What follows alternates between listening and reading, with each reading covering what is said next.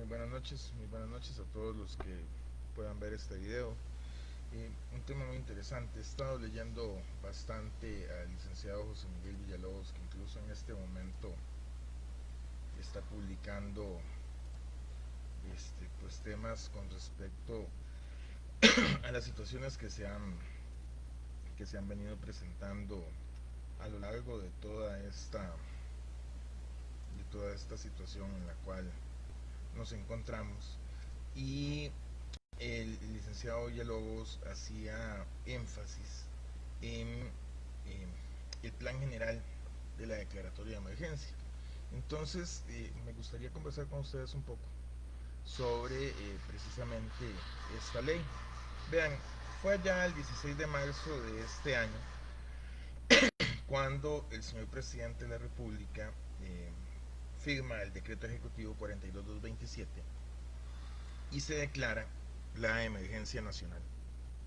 Esta es una situación que creo que todos tenemos muy clara. La OMS había empezado a declarar el COVID-19 como pandemia y por supuesto que el gobierno, por lo menos ya para esa fecha, decidió que era momento de activar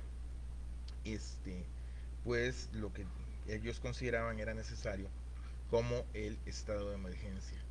Yo no voy a inventar el agua tibia, los invito, y lo que es más, lo voy a dejar luego abajo, que lean el dictamen C200-2018 del 21 de agosto del 2018 de la Procuraduría General de la República.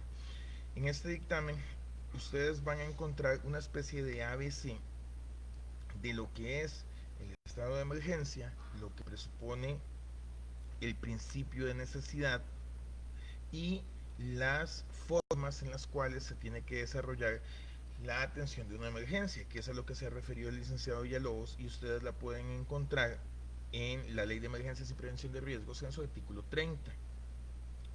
Muy acertadamente el licenciado José Miguel Villalobos eh, señala que pasados los 2 meses que exige la ley, el gobierno ha fallado en la presentación de la elaboración del Plan General de Emergencia.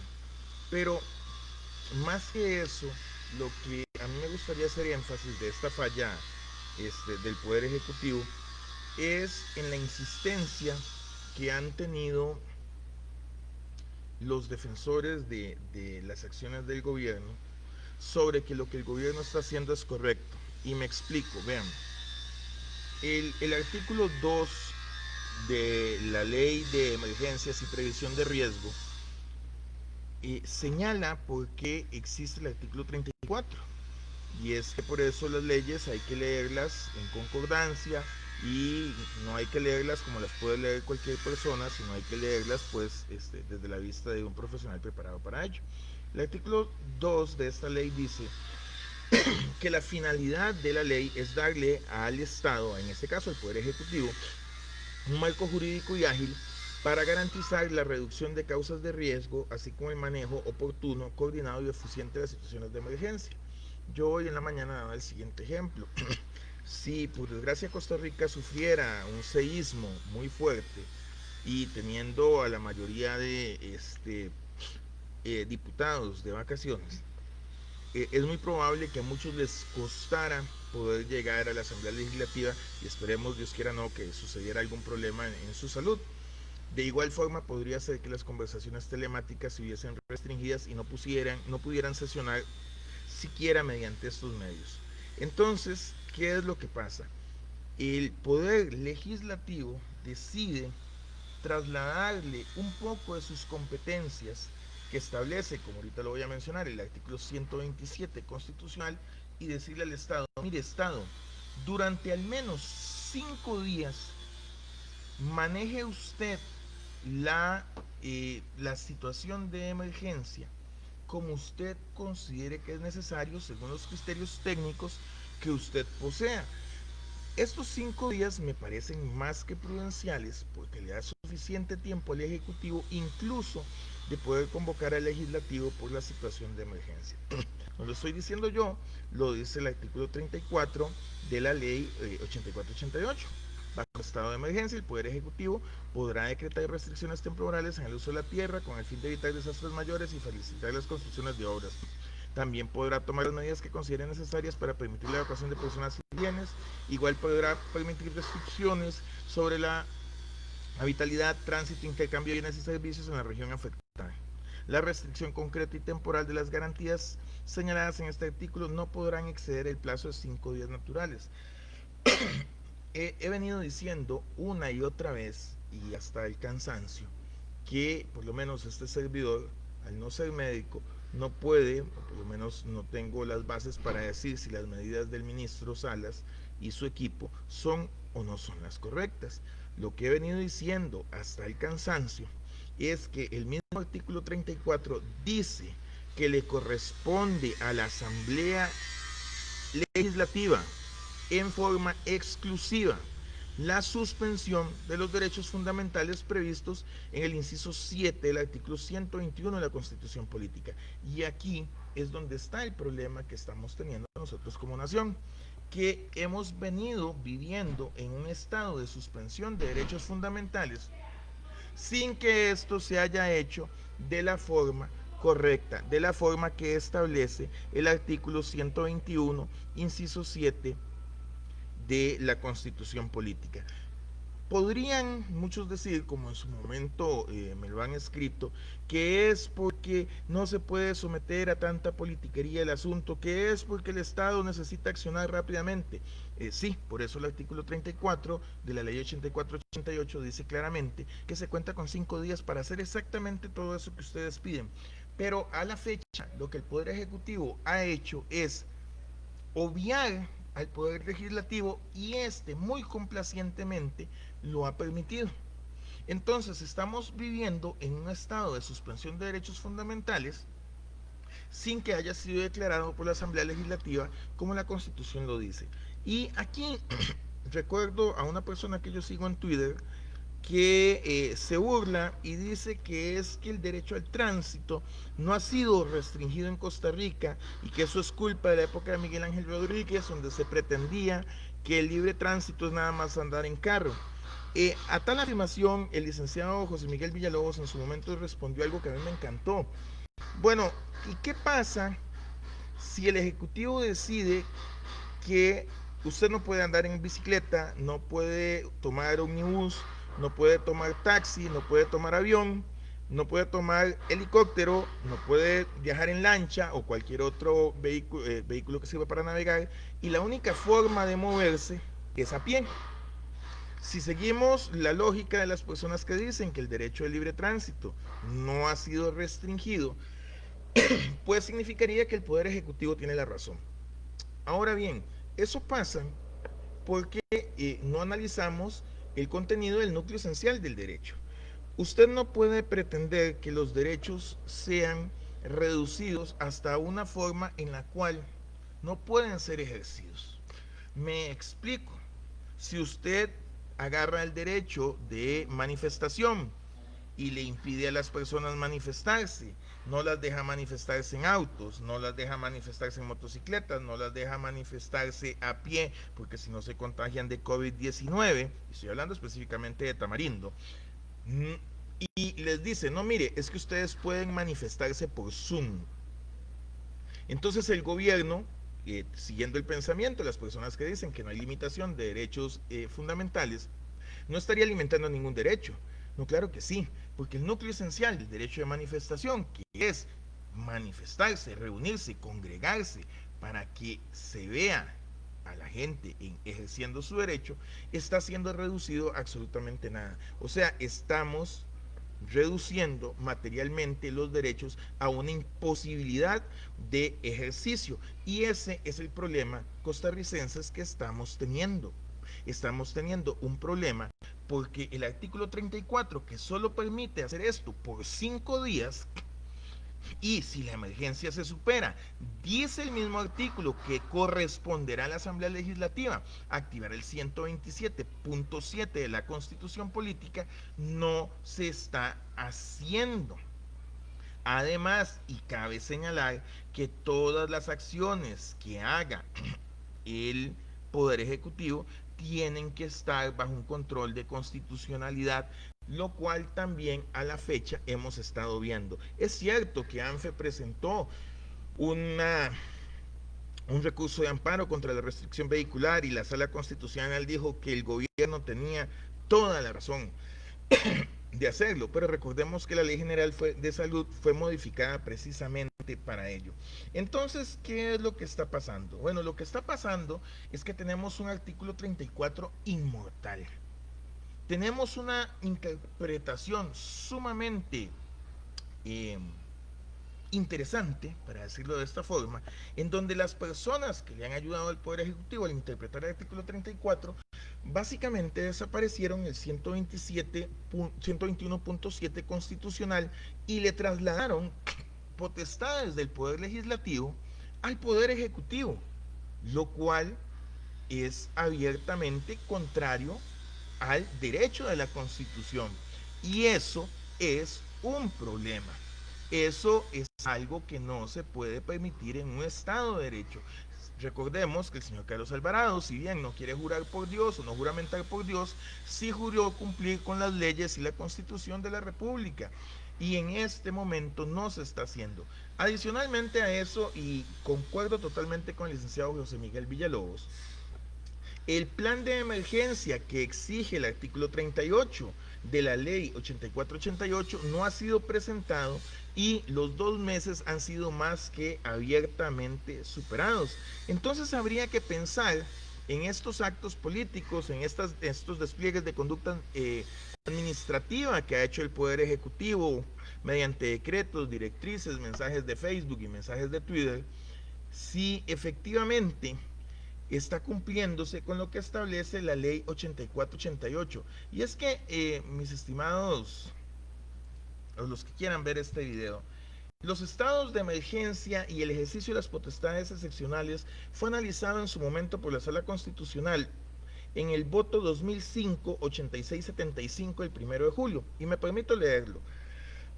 Dice, el ordenamiento constitucional ha sido previsto para la regulación de las sociedades en situaciones de normalidad institucional, cuando en general los derechos e intereses de las personas no se ven amenazados por eventos extraordinarios e incontrolables.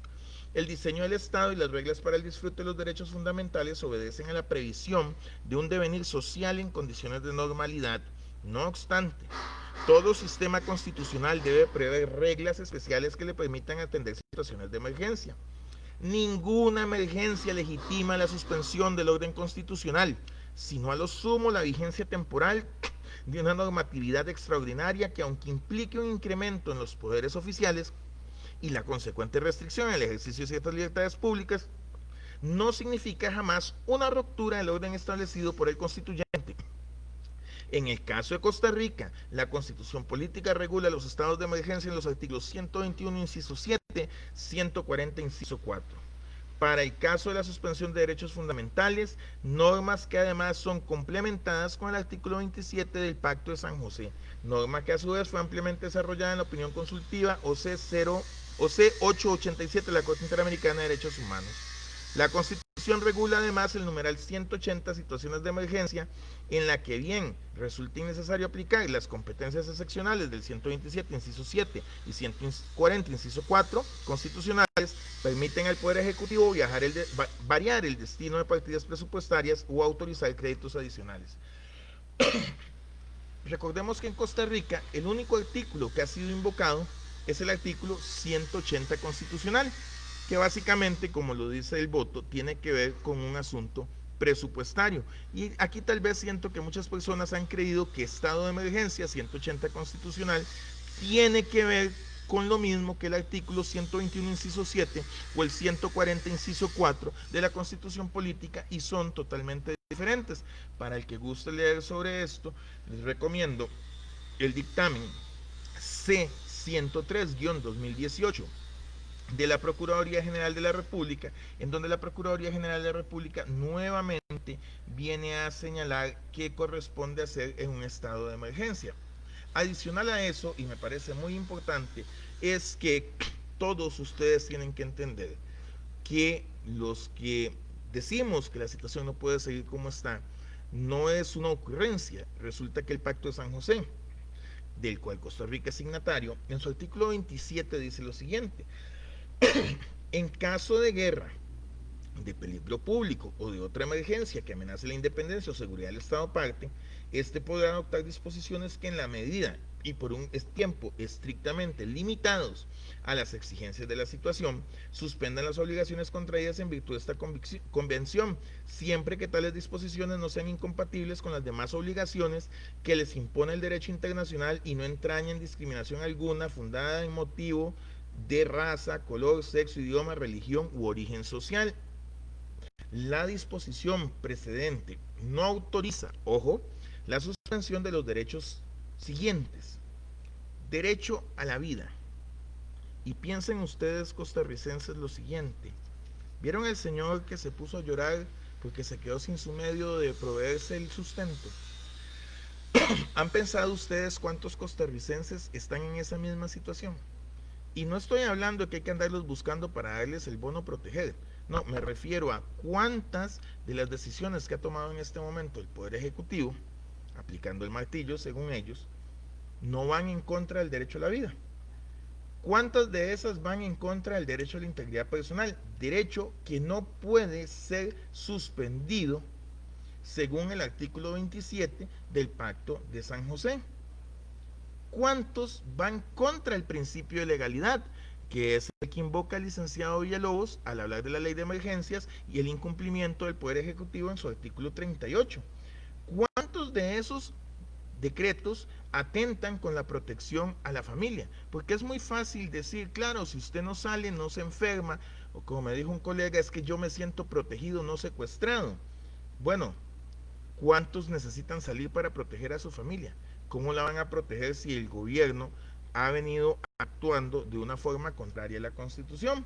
No se pueden suspender los derechos políticos ni las garantías judiciales indispensables, pero hay uno que me encanta, que es que no se puede suspender bajo ninguna causa la prohibición de servidumbre.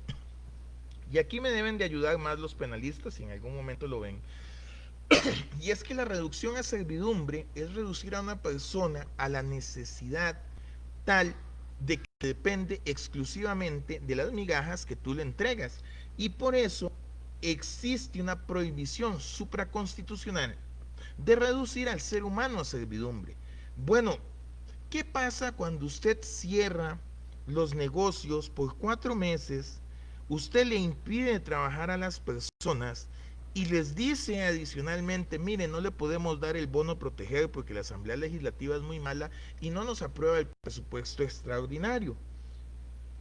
¿Será acaso que estamos reduciendo a las personas a servidumbre? ¿Será acaso, y esto es un pensamiento político, será acaso que el deseo del gobierno es que todos lleguemos a depender de él para que agradezcamos lo poco que nos dé o lo mucho que nos dé?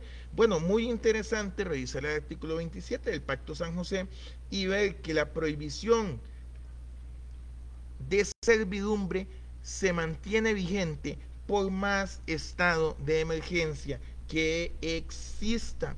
Entonces, cuando usted diga que las personas que abogamos por el respeto de la Constitución, por el respeto del Pacto San José, es porque odiamos a las personas, porque somos rebeldes, no.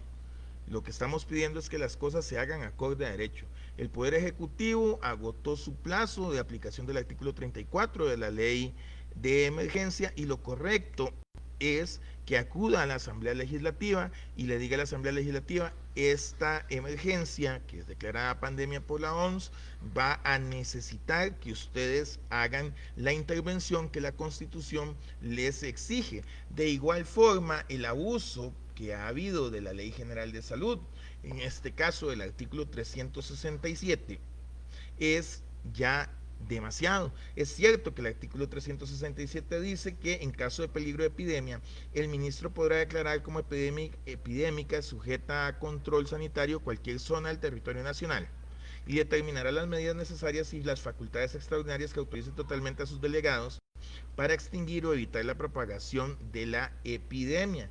Sin embargo, este artículo 367 jamás puede entenderse como que el ministro, en este caso el señor comandante Salas, tiene potestades superiores a las que tiene el Poder Legislativo según el artículo 121.7 de la Constitución Política, sea que estas facultades efectivamente las detenta el doctor Salas y efectivamente puede hacer uso de ellas, pero no pretender mediante el artículo 367, que es una ley ordinaria, pasar por encima de la Constitución Política y, como les acabo de leer, por encima del artículo 27 del Pacto de San José. Realmente lo que sucede en nuestro país es que estamos viviendo en un momento en donde le comentaban hoy al licenciado Guillermo Badilla, le decían, licenciado, es que usted no conoce nada de derecho porque lo que usted no entiende es que un decreto firmado por el presidente es igual que una ley. Ese es el tipo de personas que en este momento tenemos apoyando las ocurrencias del Poder Ejecutivo y definitivamente no es la forma correcta. Yo insto a las autoridades de gobierno a que se tomen los canales, las vías legales para hacer las cosas como la Constitución manda, porque esa fue la decisión de este país al firmar la Carta Magna. El país decidió cómo se suspenden las garantías, cómo se atienden las emergencias, y no puede ser mediante interpretaciones hilarantes de leyes ordinarias que el Poder Ejecutivo siga ayer, hoy y posiblemente mañana saltándose la Constitución. Esto solamente es una muestra de autoritarismo, esto solamente es una muestra de soberbia por parte del Poder Ejecutivo y las personas que lo conforman, y definitivamente no puede ser aceptada por ninguna persona que habite en este país. De mi parte es todo y esperemos estar mucho mejor mañana.